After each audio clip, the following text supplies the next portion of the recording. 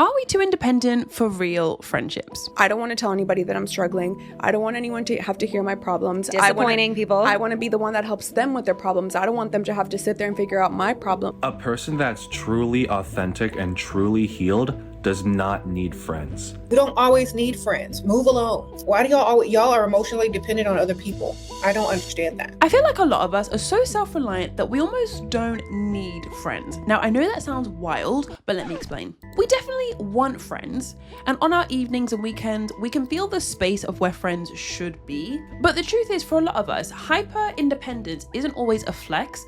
I feel like sometimes it's a trauma response. When your childhood is set up in a way where asking for help feels like you're asking for too much, being self-sufficient is literally how you cope. Add into the mix social media, a busy job, all of your friends living across the country. It's no surprise that then 73% of Gen Z feel alone. And now I've seen different terms being thrown around regarding this topic: friendship recession, loneliness epidemic.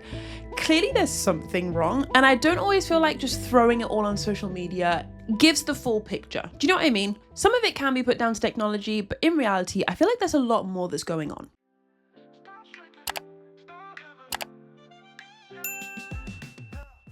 Hey, if you're new, welcome to the cozy corner of the internet. I'm your host, Christina, and I help people stop shrinking and start living. Are we too independent for real friendships? We have a very chatty, waffly video in store today. Today, I've actually just got back from spending time with friends, ironically, and we were actually talking about this exact topic. Like, is our culture, is our generation just too independent, too self-reliant to have real, genuine friendships? And we were kind of talking about, social media makes it easy to just, scroll your life away. Like, we were talking today about how you don't need friends to entertain you anymore when you have social media. And we spoke a bit about busy lifestyles, working so much. Work is asking more of us than ever before.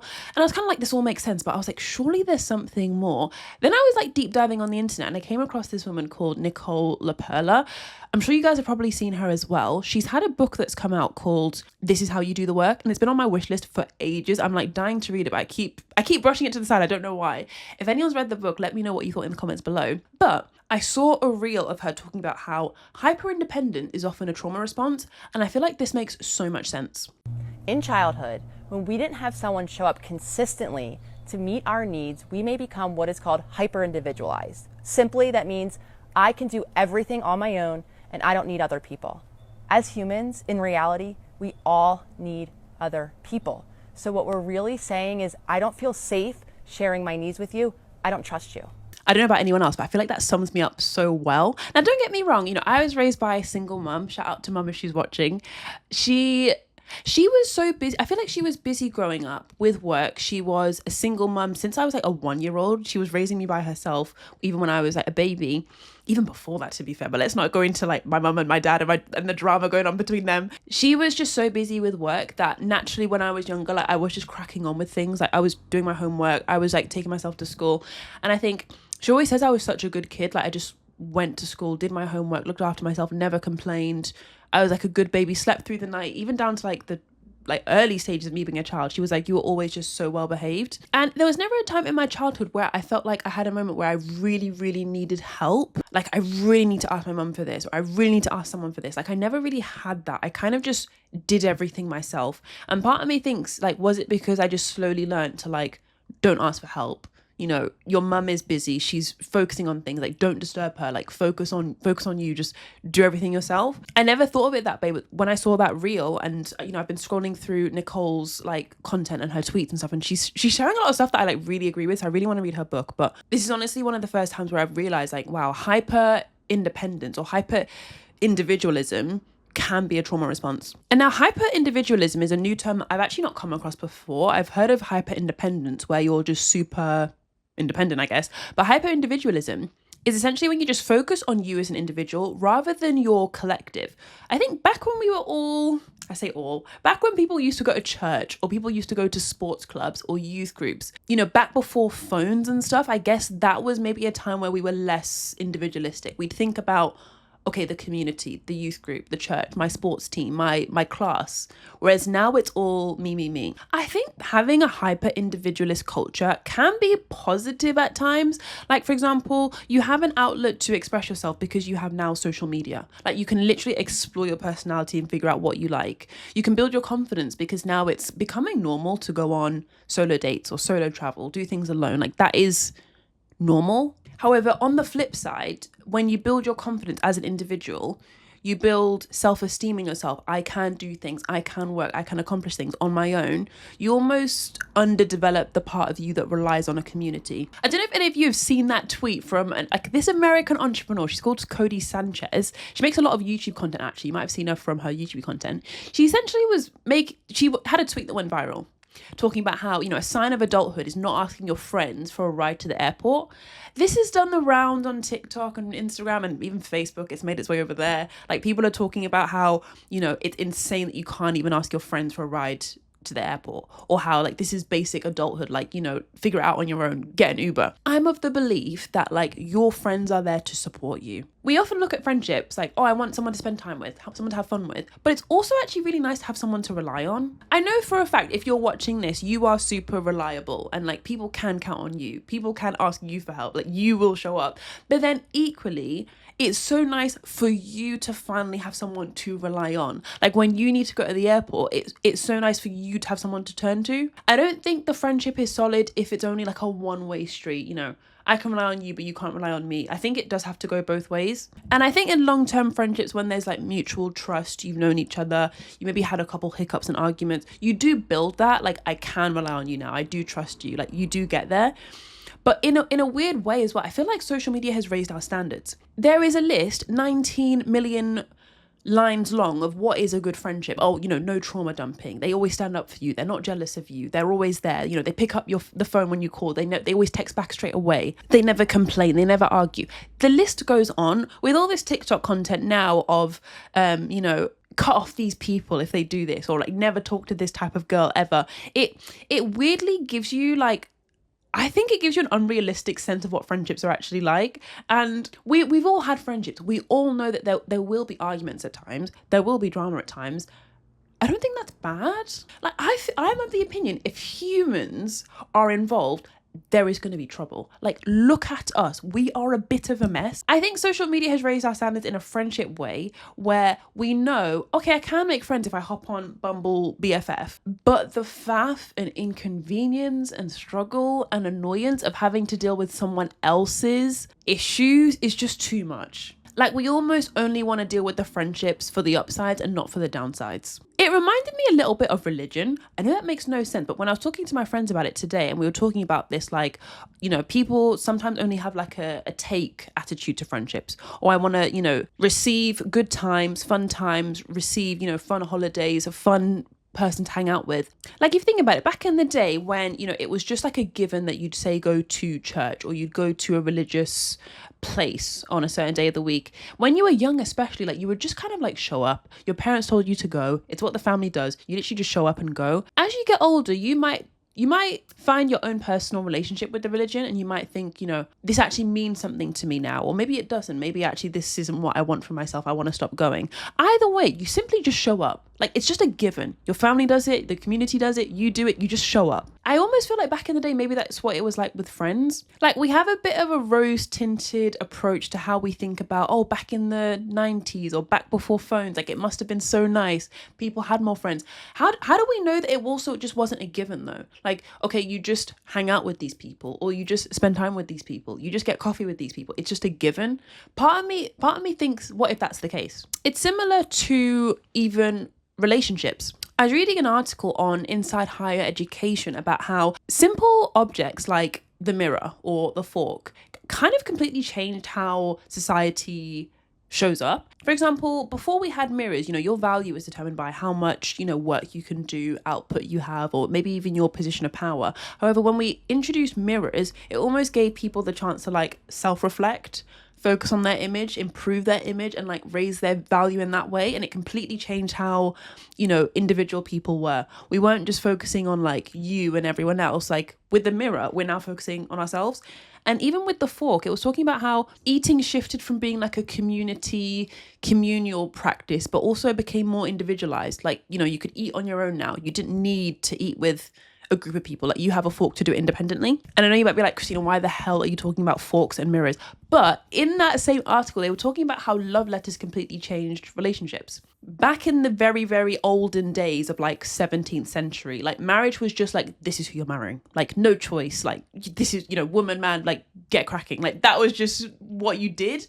Whereas once they introduced love letters, marriage, relationships became almost like a personal choice. Like, you know, your desire is now in the equation, or your personal preference is now in the equation. Like, little small objects completely changed the way that society shows up. All these things, mirrors, forks, love letters, made us more individual and made our own personal opinions and beliefs change the trajectory of how we lived our lives.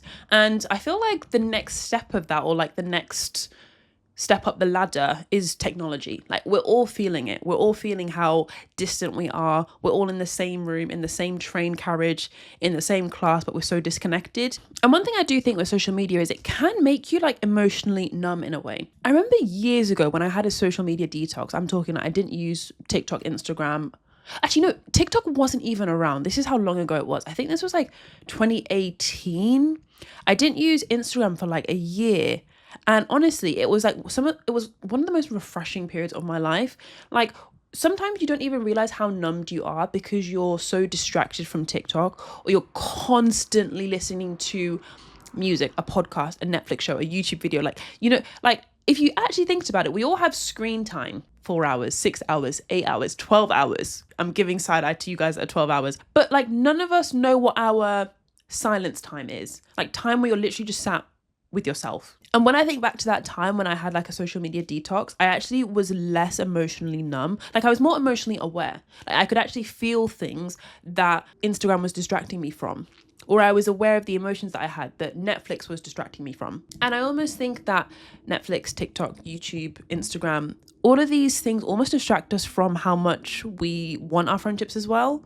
Like, we know that we maybe want more friendships, or it's important to meet up, but it only pops up in your head maybe like a couple times a week, couple times a month, if that. Because the harsh reality is, friends aren't urgent.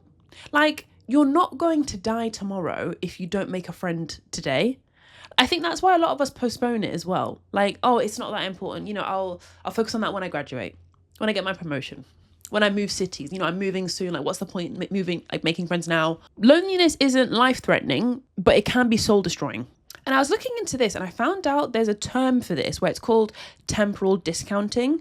Temporal discounting is essentially when you don't feel like a future pain is important because you're not feeling it now. Like, a classic example is when you're scrolling on your phone, it's 1 a.m. and you're like, oh, I should definitely go to bed. Like, I need to be up soon.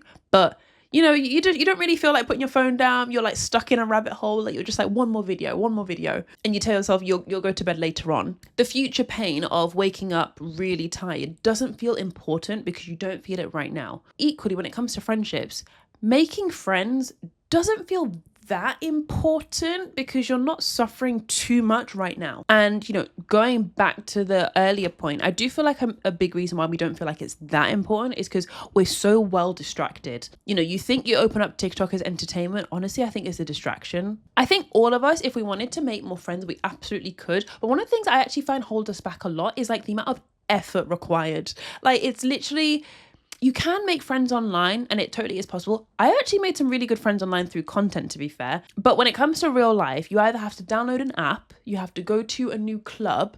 My current friend keeps telling me to join netball club. I played netball so much in high school. I loved it, but I've not got back into it. And she keeps telling me I need to go. So I'm like, maybe I should go. You need to go to a club, go to like a gym, and like when you're at the gym, talk to new people. Like, all of these things are effort. And I was listening to a podcast which described this kind of as managing your effort budget. A lot of us have an effort budget which is drained massively by work, maybe even intense family members, personal relationships. Maybe you've got a partner or you've got like siblings that just require a lot of your time. And so when it comes to what's left, there's literally not much left to make friends. I feel like the solution to this isn't like trying to find more energy or find more effort and, you know, just force yourself to go out there. I've said this in videos before, I'm going to say it again. To make more friends, you don't have to do anything drastically different. You have potential friends, future friends, genuinely sitting right under your nose. I feel like for a lot of us, the reason why we feel lonely isn't because we, you know, have no one around us. We're not locked away in our bedroom, like with no one to talk to. You do go outside the house to school, work, somewhere. Like you do interact with people. It's just that your interactions might be currently like surface level. I know that my social life and dynamic completely changed when I honestly started to show up and simply show just 10% more of myself, or speak to just one more person than I normally would. If you think about it, you're not lonely because no one knows you. You only feel lonely because no one understands you. And people can start to understand you once you show them more of who you are. And it doesn't mean trauma dumping. It doesn't mean oversharing. It just means like literally show 10% more of yourself. Because when I think about all of my close friends now, none of them I met doing like activities or putting myself out there. I was on Bumble BFF for a good while. Like back in 2019, I was on there for like 6 months. I think none of my friends currently are from Bumble BFF. They're all friends I went to school with or know from content or just met at work, and they're just we were friends because I started to just, okay, be more yourself, Christina. Like don't just say don't just put on your HR personality, don't just put on your mayonnaise attitude, like actually come with a bit more you. And so you can weed out the people that are not for you and start to talk to people who actually are for you. I also feel like nowadays as a really busy person, someone who's got 2 jobs, works, you know, 9 to 5 and then does like side hustle and is just really, you know, loves reading. I love reading books and just that's a really big hobby of mine that I want to continue. When you are a busy person and you want to make friends as well, I feel like you almost have to get used to being unproductive. Like, trust me, I love a Google Calendar, to-do list, productive, structured morning, you know, bish bash bosh, let's tick all these things and get all these things done, let's be productive. I love that more than anyone else, trust me. However, your social life by nature will be a waste of time. When I say waste of time, I mean you're not gonna be getting things done. Like if you want more friends and you're a busy person with lots going on, you know, when you think about that Saturday afternoon with friends, or you think about that Tuesday dinner catch up, like that will be a waste of time. I don't know if waste of time is the best way to word it. I'm just watching the video back and I've realized I probably could have worded that better. But what I mean is when you're a super busy person and you want to make friends, putting yourself out there is gonna feel unproductive. Like I'm only really talking to like the workaholics. Like when you're super busy, you get so much stuff done. Like people look at you and think, how do you do it all? If you want to make friends, you are going to feel so uncomfortable at the start because it's going to feel like a waste of time. Like it's going to feel like, oh, I could be getting so much work done. I could be doing so much. I'm not saying like making friends is a waste of time. That is not what I'm saying. I'm just saying like when you're super busy, it's going to feel so uncomfortable because you're being unproductive. And it's almost like you're making time to be unproductive. But that is almost the price of making friends. Like you're going to feel unproductive sometimes, but in the long run, it'll pay off because when you finally have a bond with these people, like you're going to feel like they know me so well. We have amazing time, we have amazing memories, but at the start, it's going to feel uncomfortable. It's not a waste of time because you're spending time with people that you love and that are amazing and that are so funny and awesome. It's not a waste of time in that sense, but it will be a waste of time in the sense that you literally could be working on a work project on a Tuesday evening. Sure, you could, but no, you're at dinner with your friends. Sure, you could spend all Saturday afternoon working on your side hustle, but no, you're not. You're with friends. The laughter, the inspiration. I mean, this video exists because I spent time with friends, like because we spoke about this topic. For a lot of us, we're actually a lot closer to the sweet spot that we're looking for, the happy middle, exactly where we want to be, because in our heads, we're really far behind and we need to catch up. But in reality, like I promise you, you're actually a lot closer to like the Goldilocks zone than you think. In this video, I break down what I call the Goldilocks theory and how you're a lot closer to actually being in the happy medium that you're looking for. Whether it comes to friendships, work, fitness, health, anything, you might feel like you're not doing enough and you're nowhere near where you need to be, but the Goldilocks theory proves how you're a lot closer than what you think. So if you're looking for something to watch next, it should definitely be this. Let me know what you want to see next on the channel. What video should I make next? And I will see you in the next video. Bye.